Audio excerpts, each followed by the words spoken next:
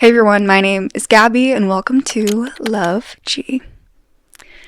For the last couple of months, I've been writing on Substack, which if you're not familiar with Substack, you have to get on it. It's like a blogging platform, but it's basically just girls sharing their journals with each other, and I'm obsessed.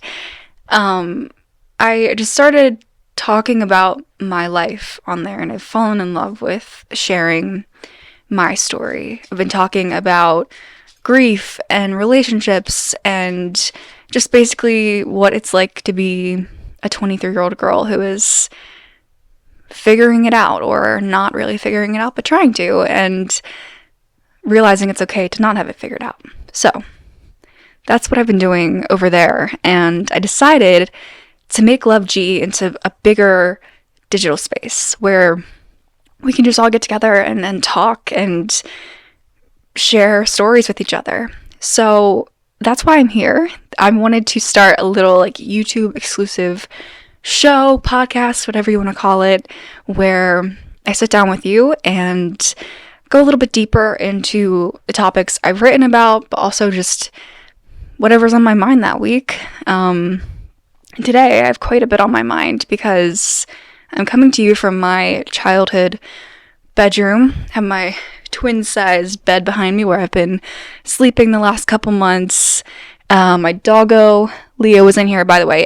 If you hear a dog barking or snoring or walking around, it's just Leo. He's my co-producer for the day.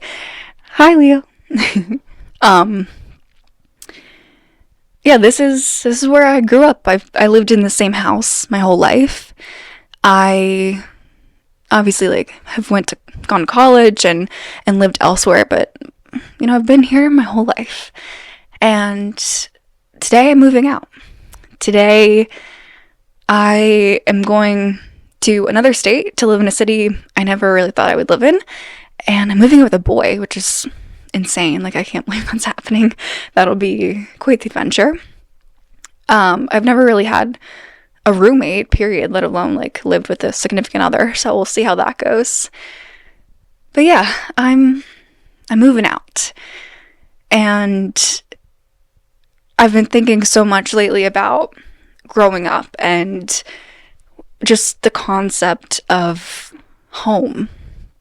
I have an admittedly very complicated relationship with this house, for many reasons, but the main one being that I lost my mom 3 years ago, and this house has held on to a lot of memories, good and bad, of her, being sick, of the things going on around that time, of me and how I was feeling.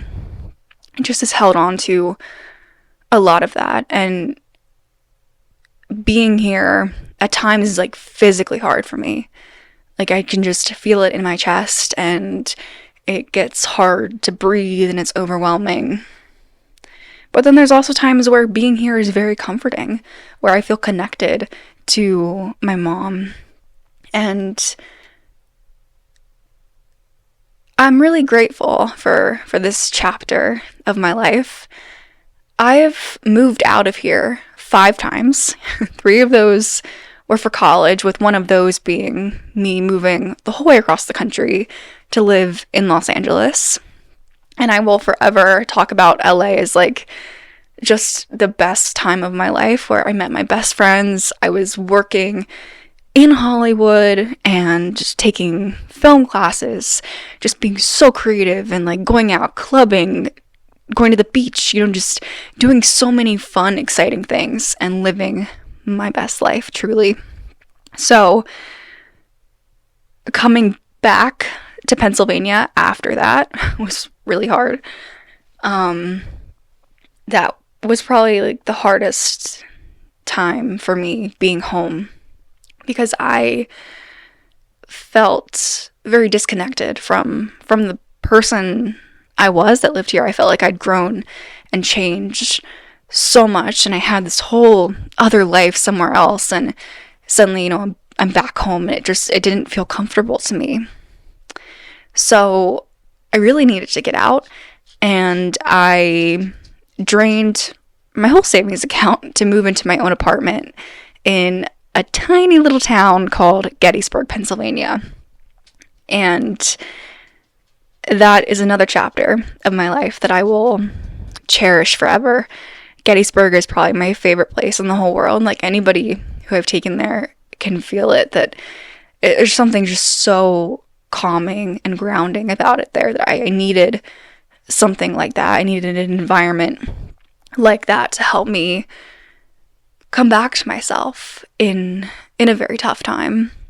And just the opportunity to live on my own in my early 20s as a girl was so magical. Like, every Friday night I would make pasta and drink wine and watch movies. I would nap on my couch. I would just walk around town. I wrote poetry in the woods every night. Like, I was just doing my thing. And living on my own was so amazing. And then I got to the point where I was like, I genuinely cannot afford my rent anymore. Like, I need to go home. I'm just not making enough money that I could stay here. And I remember it being such a hard decision. It was like I was betraying myself by taking a step back. I also just felt like a failure because, you know, we talk about how hard it is to live at home in your 20s, but we don't talk about necessarily like how hard it is to live at home after you have been on your own, after you have created lives elsewhere. I think a lot of us experience that after college because it's hard to find a job, it's hard to find a place to live, and sometimes we need that time to take a step back and save money or just figure out who we are and what we want. It's not as easy as it should be for us to just go out and explore and try new things and be in new places and find our place in the world. It's not that easy. As exciting as that sounds, and as much as I wish I could have just hopped around in different places and figured out who I was, I had to come back home. And it was really tough. But one of the first nights I spent back home, I remember just going to sleep and feeling really calm. And I was like, you know what? It's going to be okay. Like, maybe there's a purpose for me coming back here. There's something I have to do that brought me back here. As a spiritual girly, I do like to believe that there's a purpose in everything, even if the whole concept of like everything happens for a reason can be really frustrating when there's so many bad things that happen in the world. I do think that certain people and places and experiences come to us to teach us things. So I tried to focus on that moving back home as I brought all of my bags and tried to fit a whole apartment worth of things into this tiny bedroom, as I managed to share my twin-size bed with my boyfriend. I tried to think about the purpose of me being back here. And it was a very meaningful time of reconciliation for me. One of the most frustrating things about living at home for me, ever since my mom died, has been going out in my hometown. Whether that's going to the Starbucks up the street where we went pretty much every day, or going to the grocery store and running into people that knew my mom or knew me, and just feeling like I always have to be on and ready for some sort of emotionally taxing interaction. And my mom was very well known in our community because she was a teacher and just an amazing person who had an impact on everybody. And because of that, a lot of people knew her, and because of that, a lot of people know me. So going out, I do, it's like a weird phenomenon where like literally everywhere I go, I see somebody I know. And a lot of times they bring up my mom, they ask how I'm doing, or, you know, it's that part of grief where people say things to you that are not necessarily helpful, even if they're, you know, trying to be supportive. It's been hard to feel like I I've been going through so much healing, and I've been exploring me and my identity and my inner world, and then to go out and to be seen as this past version of myself. It's been really hard to just comprehend emotionally and physically every day. But coming back here, I tried to reframe that, because something about me and my grief is I didn't have a lot of memories of my mom or myself before she got sick. Like, it just was like, it was all wiped from my mind. So instead of looking at this house and my hometown as a trigger, I tried to accept it as a way to remember and a reminder of me. I did a lot of inner child work here. Like, it was things as simple as like going and buying a coloring book, or making Annie's mac and cheese and building Legos, or playing Minecraft, like just doing things that I loved to do as a kid. And then to just be in my room and remind myself that, I used to love the color pink and purple, and I started like wearing brighter colors. I looked through a lot of family photo albums, a lot of pictures that I hadn't seen.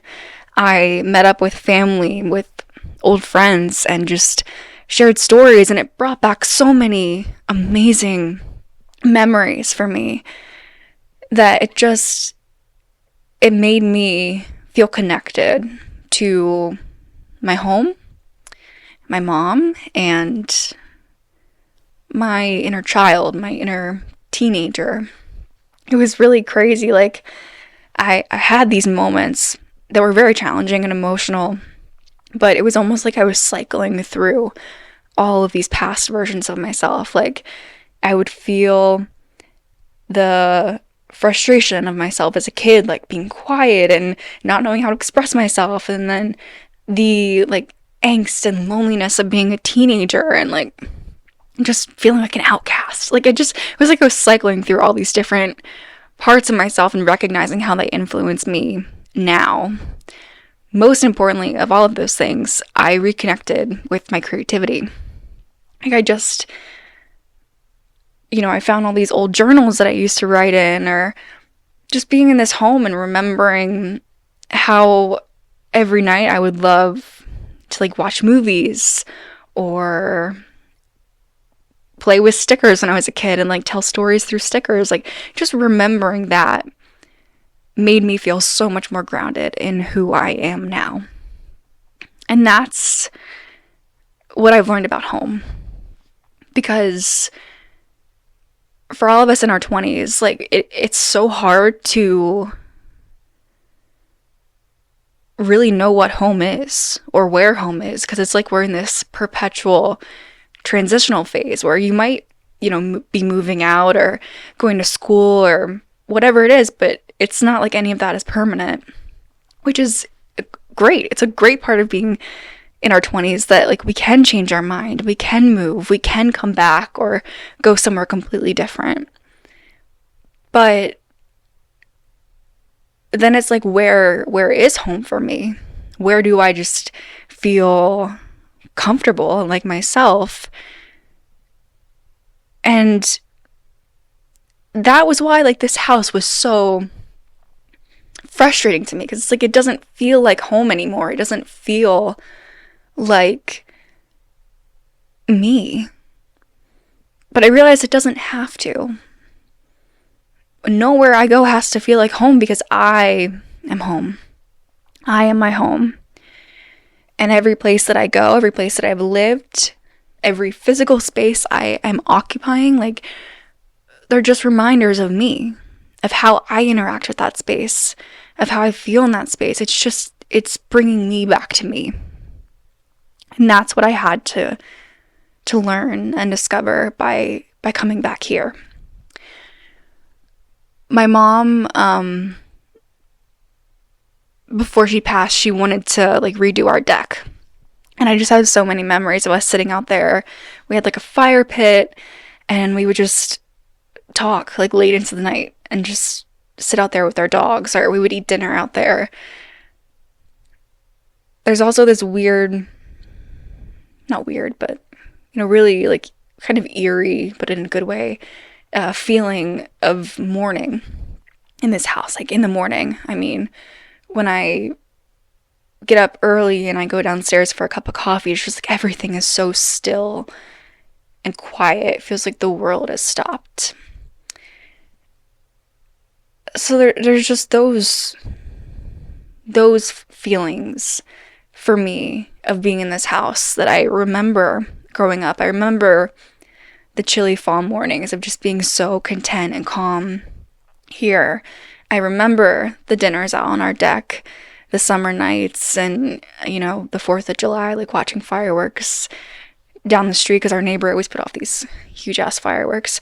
Like I remember that, and coming back here and getting to reacquaint myself with those smaller moments, those visceral memories, was so incredibly healing to me.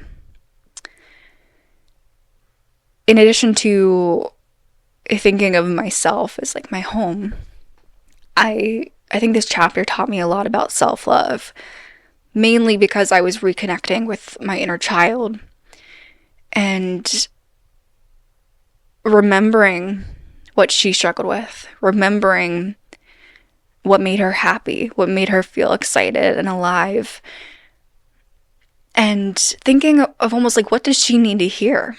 What did she need to hear back then, and what would she need to hear now? Because she is me.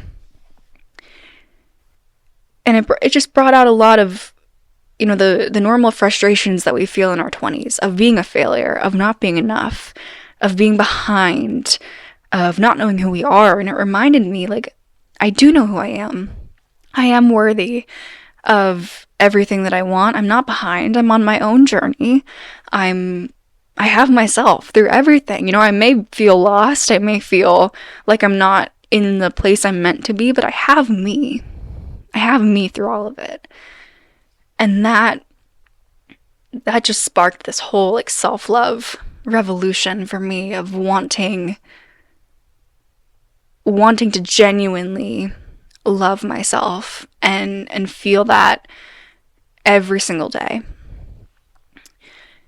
I started exploring the idea of unconditional love because being here reminded me of that, relationship with my mom, that very special mother-daughter relationship of being loved unconditionally. And I looked for that everywhere. I looked for that from other people, and I had to accept that unconditional love like is not present anymore. At least not in the same way. I will never have like the same love as my mom showed me. But I can have unconditional love for myself. Like I am the source of that for myself. No matter what happens, no matter where I am, no matter what I'm doing, I can love myself. Which sounds way easier than it is. But being back here, interacting with my inner child, just helped me to celebrate the things I do love about myself instead of focusing on what I don't have or what I'm not doing. It reminded me of my creativity, of my spirituality, of my ability to feel so raw and emotional, like just how deeply I feel things. It showed me that again. And that's home to me. Home is that place where you just feel like you and you feel love for yourself. So that is what I will take from this chapter. It's been a very, very important chapter of my life living back at home. And now I'm moving forward and, moving out, moving somewhere else, moving somewhere new is terrifying. I'm really nervous. More than anything, I'm excited. But, I've been packing up my car all week. I've shoved, like, there's literally something occupying every space of that car. There's something everywhere. And it's been emotional just thinking about not being here, not being in a familiar place. It's thrilling to me, but it's sad. I've cried a couple times just thinking about like my dog and not getting to see him every day. But here's to being 23 and to moving forward and jumping into unknowns. Kind of unprepared. Here's to being 23. And here's to home. Thanks for watching. Leo wanted to say hi. Hi. I promise he loves me.